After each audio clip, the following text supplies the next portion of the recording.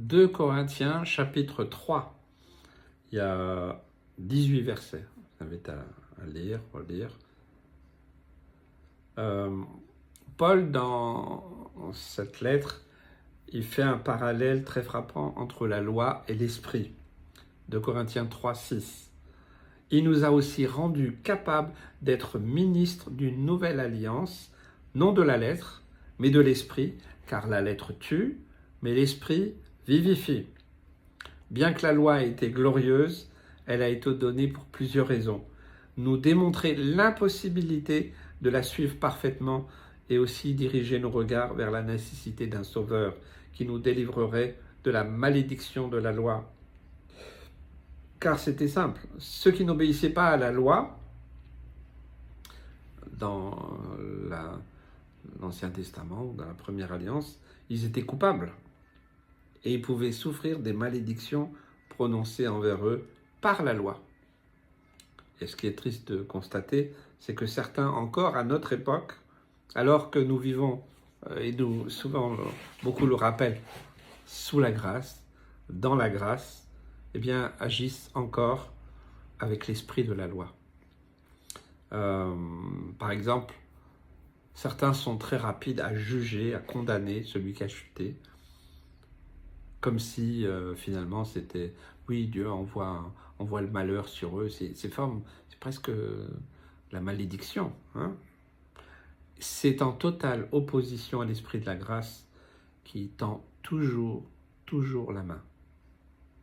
On doit reconnaître cette vérité. Si quelqu'un nous condamne dès qu'il nous voit, sans nous connaître, sans nous tendre la main, sans nous expliquer quoi que ce soit, c'est qu'il n'agit très certainement pas selon l'esprit de la grâce. Je parle de nos relations entre croyants. Bien sûr, ça n'empêche pas d'être ferme quand il faut, quand c'est nécessaire, de prendre des positions claires face à certaines dérives, mais il ne faut surtout pas oublier que notre véritable, je dirais même notre seul véritable ennemi, c'est le diable. Et il va agir à travers notre nature charnelle. Pour ça, j'aime bien qu'on puisse aussi mettre la parole de Dieu en pratique. Éphésiens 6, 12. Car nous n'avons pas à lutter contre la chair et le sang, mais contre les dominations, contre les autorités, contre les princes de ce monde de ténèbres, contre les esprits méchants dans les lieux célestes. Donc c'est important qu'on puisse se poser la question, comment j'agis dans ma vie chrétienne au quotidien? Qu'est-ce qu'il en est de mes relations à la maison, au travail, à l'église? Est-ce que c'est avec l'esprit de grâce ou l'esprit de la loi? Il faut, tu dois, il est écrit. C'est triste. C'est triste, mais c'est totalement humain de retomber dans une forme religieuse.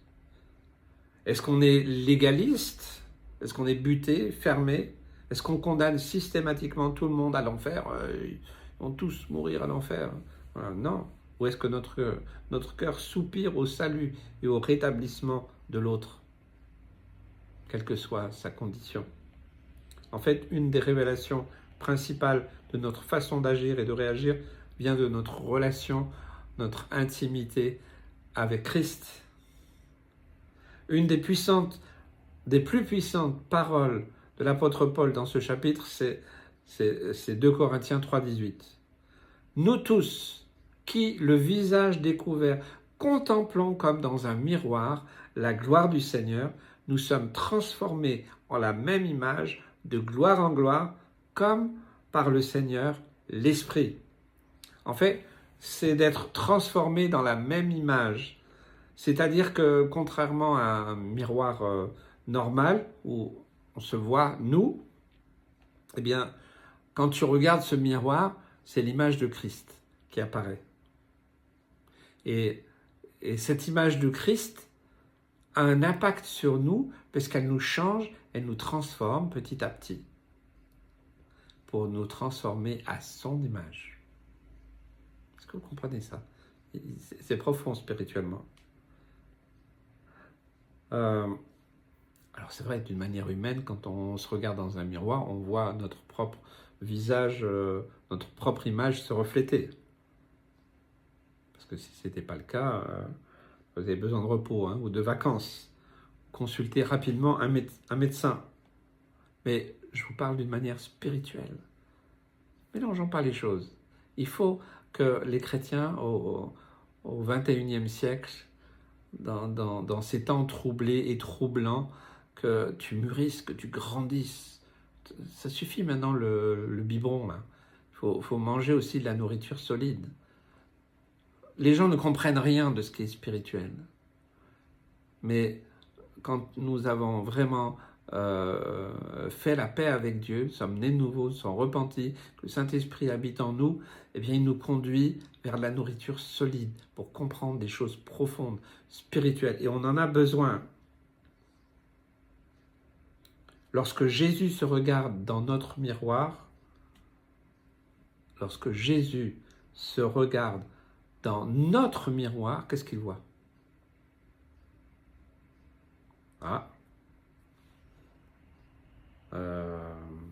Parce que vous savez, on met souvent l'accent sur nous-mêmes. Est-ce que je vois Jésus quand je regarde mon miroir? Mais ça devrait être le contraire. Est-ce que lorsque Jésus se regarde dans mon miroir, est-ce qu'il se voit lui-même reflété?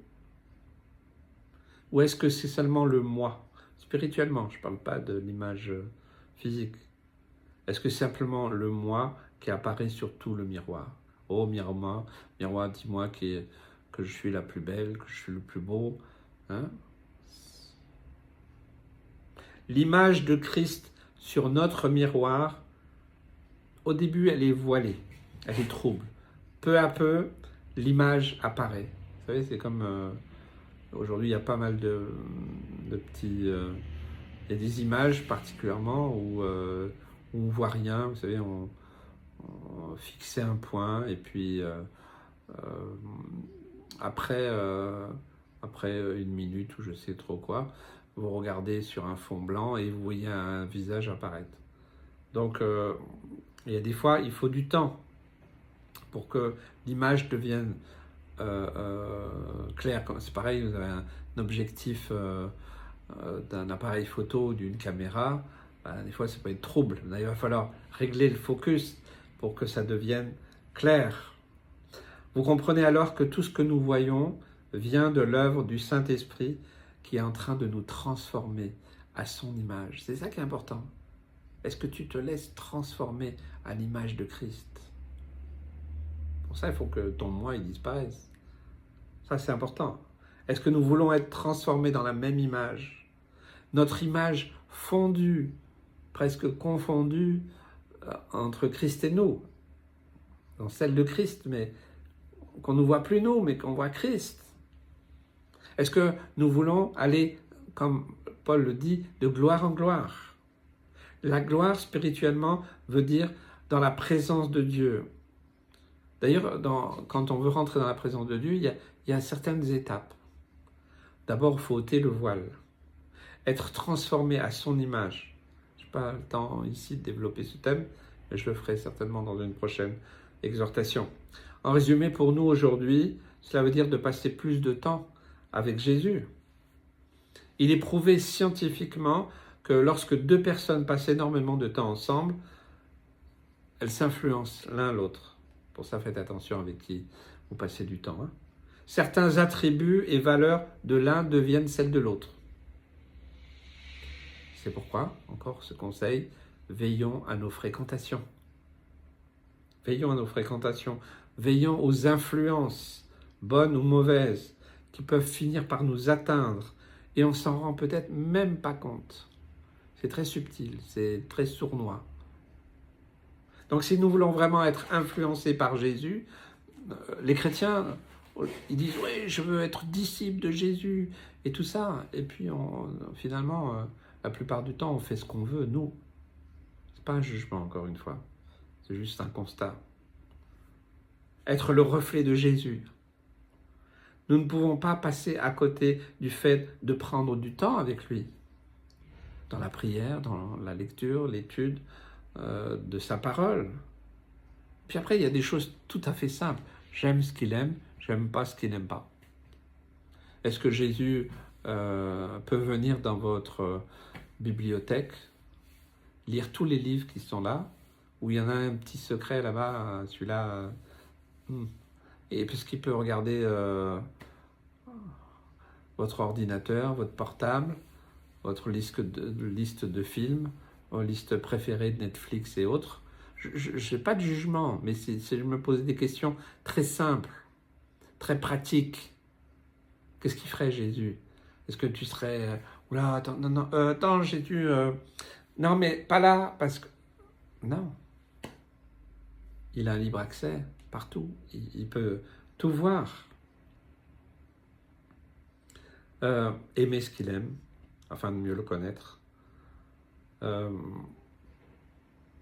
Quand les couples ne se connaissent pas vraiment, au début, tout est beau. Les yeux scintillent, voilà, voilà, tout est parfait. Et puis après, bon, après quelques jours, quelques semaines, quelques mois, quelques années, suivant le degré de tolérance de l'un ou de l'autre, voilà, tu ranges ton linge sale, tu arrêtes de le mettre n'importe où. Tu ne laisses pas de vaisselle dans l'évier, tu le mets Et puis petit à petit, des petits reproches, des petits accros, tout ça. Pourquoi? Vous savez, ça, c'est l'amour, ça s'apprend. Hein, ça s'apprend. Moi, je sais une chose, c'est que ma femme, elle avait horreur de rentrer du travail et de trouver de la vaisselle dans l'évier. Parce qu'elle n'était pas là le midi. Puis bon, voilà, je reconnais, c'est vrai que ce que je faisais, c'est que peut-être 10 minutes avant qu'elle arrive, j'allais tout vite nettoyer ou mettre dans la vaisselle, par amour. Parce que je voulais pas que quand elle rentre, eh bien, elle soit frustrée. Ça, c'est de l'amour. Alors bien sûr, le mieux, c'est de le faire après, de le faire aussitôt. J'apprends, j'ai appris, mais j'apprendrai encore. Je pense que c'est ça. Passer du temps avec son épouse, son époux, il y a un apprentissage. S'intéresser à l'autre.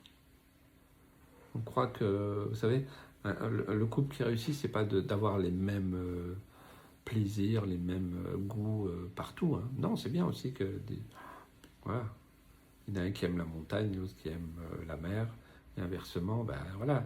Ça va être super parce que l'un et l'autre vont apprendre quelque chose. C'est un partage, c'est un échange, c'est quelque chose de vivant. C'est pas dire tu fais ce que je te dis, non, non, maintenant c'est moi qui commande.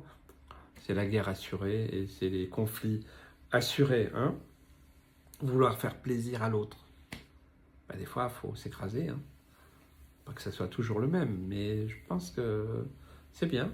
C'est bien des fois de lâcher prise. Voilà. Ok, il y a abandonner ses propres intérêts pour l'autre. La liste est longue, elle garantit une vie de couple épanouie et heureuse, baignant dans un amour réciproque et pas un amour déséquilibré. Hein? Je te fais ça, tu fais ça. Ça c'est pas du donnant-donnant. Hein? C'est être une seule chair. C'est d'être attentif à l'autre, vouloir faire plaisir. Et aujourd'hui, tout ça a été sali par la sexualisation, l'adultère. Pourquoi? Parce que le sexe, c'est je me fais plaisir à moi. Hein, donne-moi, voilà. Fais ci, fais ça. Dans un intérêt totalement égoïste. L'amour, c'est je me donne à l'autre. Pour que ce soit lui ou elle qui soit heureux, qui soit épanoui. Et si les deux le font, il n'y a pas de perdant, il n'y a pas de frustré, il n'y a personne d'aigri. Vous voyez, c'est des principes. Voilà. Seigneur, je veux refléter l'esprit de la grâce et non celui de la loi qui condamne. Je veux agir avec discernement et fermeté, mais sans condamner et envoyer les autres en enfer parce qu'ils se seraient éloignés du chemin ou qu'ils ont agi par incompréhension ou par manque de connaissance. Pouvons-nous prendre la décision, frères et sœurs, cette décision d'agir autant que cela est possible avec cet esprit de grâce, en reflétant Jésus? La prochaine fois que tu te trouves devant un miroir, repense à cette petite exhortation. Est-ce que mon moi, il est partout, tout le temps? Il faut écouter aussi ce que les autres disent. Oh, il y en a pour toi. toute façon, tu as toujours raison. Des petites choses comme ça qui devraient nous attrister pour dire, Seigneur, pardon, Seigneur Jésus. Aide-moi, Seigneur Jésus. Je veux changer, j'accepte que tu changes. Et quand vous laissez le Saint-Esprit agir, ok, ben continue. Hein. Ce travail de sanctification, il n'est pas terminé. Hein. Personne n'est arrivé. Hein. Ça va continuer. Donc, il travaille avec nous. Ok. Ok, Seigneur. Je reconnais. Ouais, là, je me suis mis en colère, j'aurais pas dû. Là, j'ai dit ça. Voilà, encore régler au plus vite. Je veux te refléter de plus en plus. Seigneur, viens à mon aide. Ça peut être ta prière, mais je crois que le Seigneur parle à plusieurs aujourd'hui. Que Dieu vous bénisse et vous encourage.